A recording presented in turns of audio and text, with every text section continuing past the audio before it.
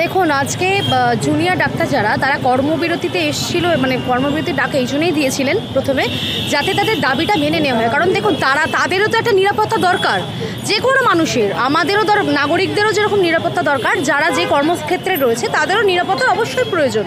কিন্তু কিছুক্ষণ আগে আমরা দেখেছি, খবর পেয়েছি যে তারা কর্মবিরতি তুলে নিয়েছেন, কিন্তু এটাও তারা একই সাথে জানিয়েছেন যে ধর্মতলায় যে অবস্থানটা এখানে রয়েছে এখন আমাদের ব্যাক সাইডে, সেখানে রাত 8টার মধ্যে যদি যে 10 দফা দাবি করা হয়েছে সেটা যদি পূরণ না হয় তাহলে কিন্তু আমরণ অনশনে ডাক্তাররা যাবে, অর্থাৎ আন্দোলন আরও তীব্রতর হবে।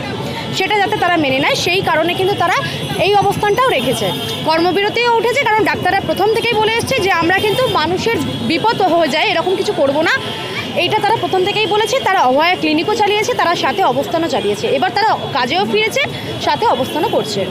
সোশ্যাল মিডিয়াতে একটা পোস্ট খুব ঘোরাঘুরি করছে যে জুনিয়র ডাক্তাররা যারা আমরণ অনুসরণ করবে তারা কি সেই আমরণ অনুসরণ লাইভ স্ট্রিমিং করবে?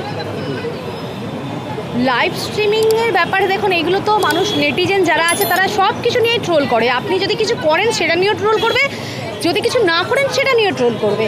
আজকে যখন তারা ধর্নায় বসেছিল তাদেরকে নিয়ে বলছিল যে তারা উৎসবে কেন ফিরছে না, আবার যখন তারা কর্মবিরতি ছেড়ে যখন কাজে ফিরেছে তখন আবার সেটাকেও বলছে যে তাহলে তো ফিরতেই হলো। মানে কোনোটাতেই তারা পেরে উঠে পাচ্ছে না, মানে যা নয় তাই বলছে সোশ্যাল মিডিয়াতে। এবারে আপনাকে একটা কথা বলছি, লাইভ স্ট্রিমিংয়ের যে ব্যাপারটা কেন বলা হয়েছিল, আগে যখন লাইভ স্ট্রিমিংয়ের ব্যাপারটা বলা হয়েছিল যাতে ক্লিয়ারেন্স থাকে এবং পরবর্তীকালে কোনো তরফ থেকে যাতে এটা পিছিয়ে না যাওয়া হয় যে এটা আমি বলিনি, প্রমাণ রাখার জন্য। কারণ আমাদের মাননীয় মুখ্যমন্ত্রী তো এরকম অনেক ব্যাপার হয়েছে যেখানে কিনা তিনি একটা কথা বলার পর তারপর বলেছেন যে আমি বলিনি। সেই জন্য কিন্তু ডাক্তার ভাই বোনেরা সেফটির জন্য যাতে সেটা লিখিত থাকে বা ডকুমেন্টেশন থাকে, তাই জন্যই এটা প্রথম থেকে বলে আসা আছে। কারণ দেখুন, আজকে শুধুমাত্র এটা ডাক্তারদের আন্দোলনে সীমিত নেই, এটা এখন পুরো নাগরিক সমাজের মধ্যে এটা ছড়িয়ে গেছে। অর্থাৎ ডাক্তাররা হয়তো রিপ্রেজেন্ট করছে 30-40 জন, কিন্তু তার সঙ্গে প্রত্যেকটা নাগরিকের আবেগ, আন্দোলনকারীর আবেগ সেখানে জড়িয়ে আছে। তাই পুরোটাই ওপেন করার প্রস্তাব রাখা হয়েছিল। আশা করবো আগামী দিনে যদি কোনো রকম আবার বৈঠক হয় সেখানেও যাতে লাইভ স্ট্রিমিং করা হয়। আপনি উৎসবে ফিরছেন না, উৎসবে আমরা কেউ ফিরিনি, পুজো আছে, পুজো যেরকম হচ্ছে হবে, পুজোর কেউ কিন্তু আমরা বিরোধিতা করিনি। তবে হ্যাঁ, উৎসবে যদি কেউ ফিরতে চায় তাকে তো আমরা জোর করতে পারি না। ধরুন কেউ এখন বলছে ঠিক আছে আমি পুজোতে ঠাকুর দেখতে বেরোব, তাকে কি আমরা বারণ করিনি তো। এরকমও আছে যারা পুজো প্যান্ডেলেও যাচ্ছে, অবস্থানেও আসছে, এরকমও মানুষ আছে। যার যার ব্যক্তিগত ব্যাপার, তারা উৎসব করবে কি করবে না।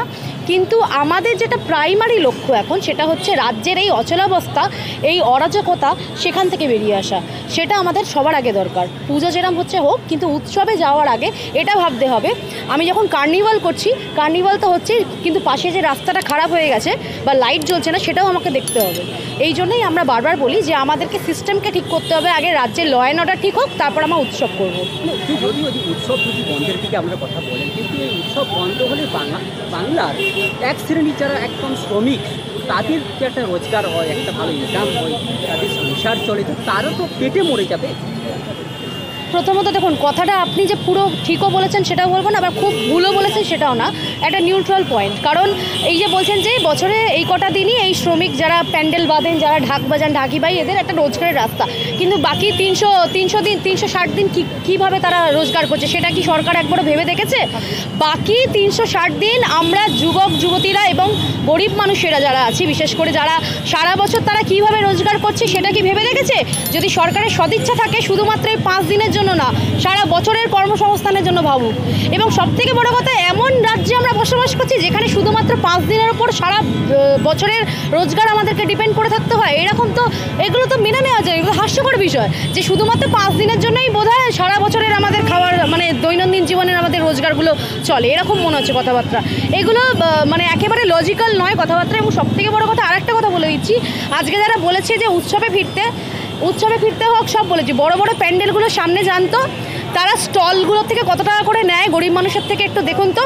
সারাদিনে 1000 টাকা ইনকাম হয় না, তাকে 500 টাকা সেখান থেকে গুঁজে দিতে হয় সেখানকার কমিটির লোকেদের কাছে। এটা কি জানেন তারা কি কখনো খোঁজ নিয়েছে? মাননীয় মুখ্যমন্ত্রী কি কখনো এটা খোঁজ নিয়েছে যে শ্রীভূমি থেকে শুরু করে যত বড় বড় পুজো আছে সেখানে স্টলের জন্য একটা ঝালমুড়ির প্যাকেট নিয়ে বসতে গেলেও কত টাকা সেখান থেকে নেওয়া হয়? যদি তাদের এতই গরিব মানুষের জন্য সত্যি তাদের মর্মা হতো তাহলে তাদের থেকে টাকা কেন নিচ্ছে? তাদেরকে ফ্রিতে বসতে দিক, তবেই বুঝবো তাদের ক্ষমতা আছে, তারা গরিব মানুষের পাশে থাকতে পারে। আমার নাম তুলিকা অধিকারী।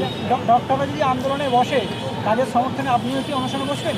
অবশ্যই বসবো, কেন বসবো না? শুধু ডাক্তারদের জন্য কেন, প্রত্যেকটা সমাজের যারা নিপীড়িত, যারা অত্যাচারিত, তাদের জন্য আমরা সবাই পাশে থাকবো। সবাই, যে কোনো মহৎ এবং কল্যাণমূলক কাজের জন্য সবসময় নাগরিক সমাজ আছে। পাশে থাকা, তাদের সঙ্গে অনশন করা। এর আগেও ছিলাম আমরা একসাথে, পাশে নয় শুধুমাত্র পাশে, তো অনেকে ফেসবুকে থেকেও পাশে থাকে বলে লিখে বেরিয়ে যাচ্ছে, বাড়িতে বসে লিখছে পাশে থাকি, সেটাকে পাশে থাকা বলে না। আমরা এর আগে স্বাস্থ্য ভবনের সামনেও গেছি, লালবাজারেও যখন হয়েছে তখনও গেছি, সেখানে বসেছি অবস্থান মঞ্চে।